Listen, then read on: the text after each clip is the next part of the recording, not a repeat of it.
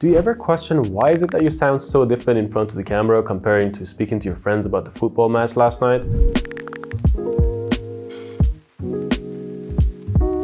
Speak to the camera as you would speak to your friend. You may be like, duh, yeah, of course, obviously, but here is how the process of that looks like. First of all, create an avatar.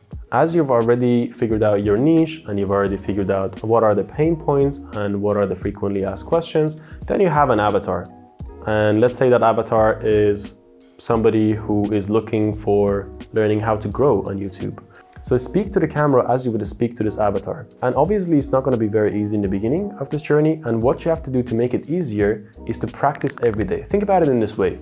When you just meet somebody that you haven't known, or it's a stranger, then you're not going to be really as open with them. But as you get to know them and as you see them often, then you start to open up with them a lot more.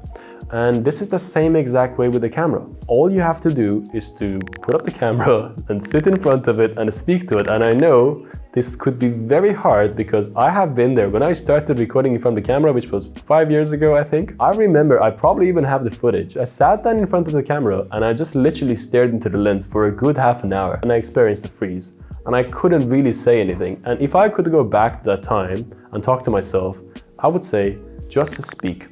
Even if it's not perfect, even if there are so many M's and spaces and mistakes and anything, just speak in front of the camera. It's really important to not be afraid of making mistakes, because making mistakes is what can help you grow.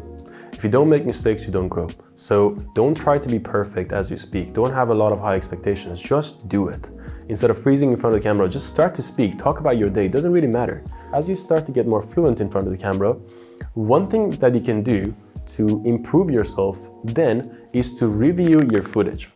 I have been very active in the self-development space, and I think vlogging has been one of the most useful tools that I've utilized for self-growth.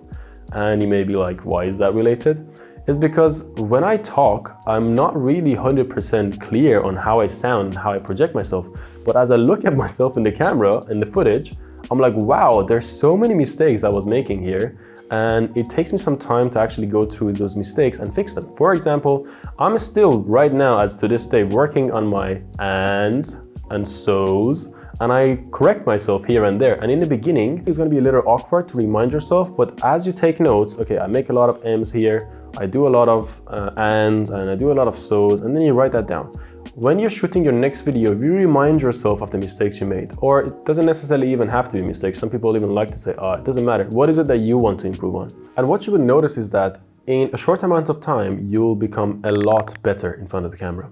So what I would like to challenge you guys to do, if you're a beginner and you never recorded something, is to literally sit down. It doesn't even have to be a camera. Set up your phone, just talk to the phone for 30 days for 20 minutes each day. And I'll promise you, in 30 days, you will sound a lot more natural than you started.